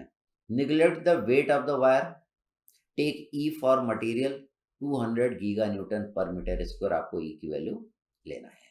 ठीक, देखिए यहाँ पे ये फिगर देखिएगा, ये आपका फिगर ऐसा था, बीच में आपने लोड लटकाया, तो देखिए इसमें जो डिफ्लेक्शन हुआ, ये वायर नीचे कितना आ गया, दैट इज 45 mm नीचे आ गया।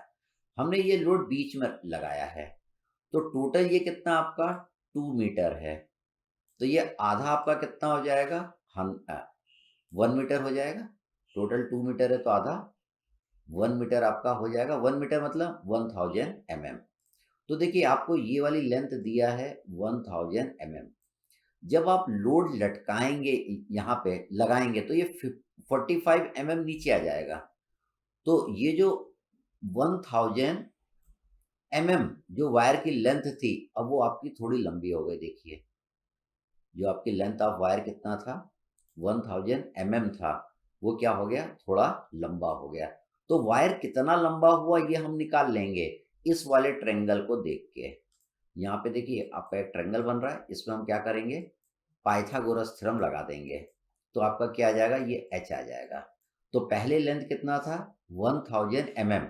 पाइथागोरस थ्योरम लगाया, m से n तक की दूरी निकालने के लिए, ये डिस्टेंस निकालने के लिए अंडर रूट ऑफ 1000 का होल स्क्वायर प्लस 45 का होल स्क्वायर, तो ये h आपका निकल के आ गया। तो पहले 1000 mm था, अब इसकी लेंथ बढ़ गई 1000 1.01 mm इसकी लेंथ हो गई। तो चेंज इन लेंथ कितना हुआ ये निकाल लेंगे। तो देखिए इसमें से इसको मैंने माइनस कर दिया, तो चेंज इन लेंथ आपका निकल के आ गया। अब देखिए हम जानते हैं चेंज इन लेंथ क्या होता है, एफ एल अपॉन ए होता है। एफ बाई ए को मैं क्या लिख सकता हूँ, स्ट्रेस लिख सकता हूँ। तो मैंने लिख दिया stress into length divided by E. तो इससे स्ट्रेस निकल के आ जाएगा E into change in length upon original length. E आपको प्रॉब्लम में दिया था giga newton per metre square में, मैंने इसको न्यूटन पर एमएम स्क्वायर में ले लिया। चेंज इन लेंथ आपने निकाल लिया, आपने इन दोनों को माइनस कर दिया, तो आपकी चेंज इन लेंथ इतना निकल के आ गई है। अपन ओरिजिनल लेंथ आपका यहाँ से यहाँ तक कितना था, 1000 mm, यहाँ पे लिख दिया। तो आपका क्या निकल के आ जाएगा, वायर में स्ट्रेस आ जाएगा। अब इस पी फोर्स की वैल्यू निकालना है। हम जानते हैं, हमको स्ट्रेस मालूम हो गया वायर में। तो स्ट्रेस क्या होता है, force per unit resisting area.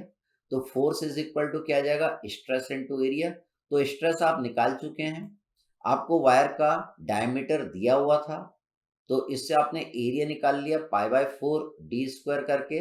तो इसको सॉल्व कर लेंगे तो you will get the value of force. तो फोर्स भी आपका निकल गया। फिर आगे बढ़ते हैं, प्रॉब्लम नंबर 19 देखते हैं।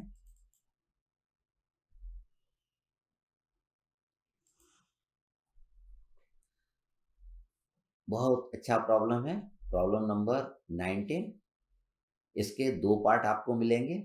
क्या बोल रहा है, 3 equidistance vertical rod each of 20 mm diameter support a load of 25 kilonewton in the same plane as shown.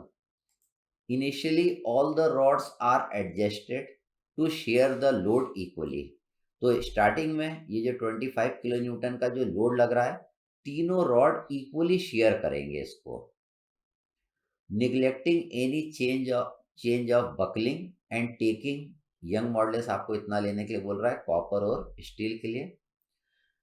Determine the final stresses निकालिए when a further load of 20 kilo newton is added. अब पहले तो 25 kilo newton का load क्या था, तीनों में equally share हो रहा था, तब हम स्ट्रेस निकाल लेंगे तीनों में। उसके बाद हमने क्या करा, यहाँ पे 20 किलो न्यूटन का और लोड लगा दिया। फिर उसके बाद फाइनल स्ट्रेस इन तीनों में कितनी आई वो भी अपने को निकालना पड़ेगा। तो उसके लिए लॉजिक क्या लगाएंगे, पहले 25 किलो न्यूटन का जो लोड है वो तीनों में इक्वली शेयर हो रहा है, मतलब इसमें भी 25/3 25/3 25/3 का लोड आ रहा है। तो 25 किलो न्यूटन का जो लोड तीनों में इनिशियली इक्वली शेयर्ड हो रहा है, उसके कारण पहले इसमें स्ट्रेस निकाल लेंगे। उसके बाद 20 किलो न्यूटन का जो लोड लगाएंगे, उसके कारण तीनों में अपन स्ट्रेस निकाल लेंगे। क्योंकि तीनों में कंप्रेसिव स्ट्रेस होगा, तो पहले वाले स्ट्रेस और सेकंड वाले स्ट्रेस को हम जोड़ देंगे, तो क्या आ जाएगा, फाइनल स्ट्रेस इनमें निकल के आ जाएगा। देखिए किस तरीके से, स्टार्टिंग में देखिएगा यहाँ पे 25 किलो न्यूटन का लोड लग रहा है, स्ट्रेस इन ईच रॉड निकालना है। तो स्ट्रेस क्या होता है, फोर्स पर यूनिट एरिया। तो देखिए ये फोर्स तो इक्वली शेयर हो रहा है, तो इसको मैंने क्या करा है, 3 से डिवाइड करा है, 3 से डिवाइड करा है। एरिया, एरिया निकालना है। एरिया क्या होगा, पाई बाय 4 डी स्क्वायर। तीनों का डायमीटर सेम है, कितना है 20 है, तो एरिया कितना आ जाएगा 100 पाई। तो इसको जब आप सॉल्व कर लेंगे तो हर एक में स्ट्रेस कितना आ जाएगा 26.53 मेगा पास्कल आ जाएगा।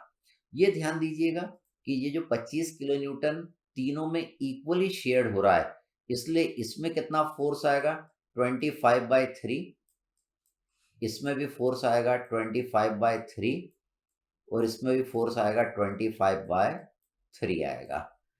तो यहाँ पे देखिए मैंने इसको न्यूटन में कन्वर्ट कर लिया और डिवाइडेड बाय 3 कर दिया, और तीनों में स्ट्रेस आपका सेम आएगा क्योंकि तीनों में फोर्स सेम आ रहा है और तीनों का डायमीटर सेम है, इसलिए तीनों में स्ट्रेस सेम आएगा। उसके बाद हमने क्या करा, यहाँ पे 20 किलो न्यूटन का और लोड लगा दिया। अब 20 किलो न्यूटन के कारण हम क्या करेंगे, स्ट्रेस निकालेंगे। तो देखिए यहाँ पे फोर्स आपका ऊपर की ओर लगेगा, ये कंप्रेस होगा, फोर्स इन स्टील ऊपर लग रहा है। यहाँ पे फोर्स इन कॉपर आपका ऊपर लग रहा है, यहाँ पे फोर्स इन स्टील आपका ऊपर लग रहा है। तो इक्वेशन बनाएंगे, force in steel plus force in copper plus force in steel is equal to 20 kilo newton. यहाँ पे सेकंड केस में इनने 20 किलो न्यूटन का लोड यहाँ पे लटकाया है। ठीक, तो आपकी इक्वेशन बन गई 2 times force in steel plus force in copper बराबर ये तीनों में चेंज इन लेंथ क्या होगा, बराबर होगा। ये सिमेट्रिकल पोर्शन है, तो हम लिख सकते हैं change in length in steel equal to change in length in copper. Change in length आप जानते हैं that is FL upon E। तो ये स्टील के लिए हो गया, ये कॉपर के लिए हो गया। इनकी लेंथ आपको देखिए, लेंथ ऑफ स्टील आपको दिया हुआ है, यहाँ पे मीटर में दिया है, आपने इसको यहाँ पे mm में पुट कर दिया। ये भी देखिए कॉपर की लेंथ आपको 2.8 मीटर दिया है, आपने इसको mm में यहाँ पे पुट कर दिया। एरिया ऑफ स्टील और एरिया ऑफ कॉपर आपका देखिए सेम है, दोनों का एरिया सेम क्यों है, क्योंकि दोनों का डायमीटर क्या है, सेम है। दोनों का यंग मॉडुलस ऑफ स्टील आपको देखिए गीगा पास्कल में दिया है ये, और ये भी आपको गीगा पास्कल में दिया है 100। यहाँ पे गीगा पास्कल को न्यूटन पर mm स्क्वायर में कन्वर्ट करने की जरूरत नहीं रहेगी, क्योंकि 10 टू द पावर 3 यहाँ पे भी आ जाएगा और यहाँ पे भी आ जाएगा, तो दोनों कट जाएगा। इसको सॉल्व कर लेंगे तो फोर्स इन स्टील और फोर्स इन कॉपर में आपका रिलेशन निकल के आ जाएगा। इन दोनों इक्वेशन को आप सॉल्व करेंगे तो फोर्स इन स्टील आ जाएगा और फोर्स इन कॉपर आ जाएगा। हमको तो स्ट्रेस निकालना है इसमें, तो ये जो फोर्स आया है इसको मैं एरिया से डिवाइड कर दूंगा, तो उन दोनों में स्ट्रेस आ जाएगा। स्ट्रेस किसके कारण आएगा, 20 किलो न्यूटन के कारण आएगा। और 25 किलो न्यूटन जो तीनों में बराबर शेयर हो रहा था उसके कारण आपने स्ट्रेस निकाल लिया। दोनों के कारण इनमें स्ट्रेस कैसा आएगा, कंप्रेसिव आएगा। तो देखिए इसमें पहले मैं स्ट्रेस निकाल लेता हूं। तो यहाँ पे आपने स्ट्रेस निकाल लिया कॉपर में, और यहाँ पे स्ट्रेस किसमें निकाल लिया, स्टील में। ये दोनों भी कंप्रेसिव स्ट्रेस हैं। और 25 किलो न्यूटन वाला था उसके कारण भी कैसे थे, दोनों कंप्रेसिव स्ट्रेस थे।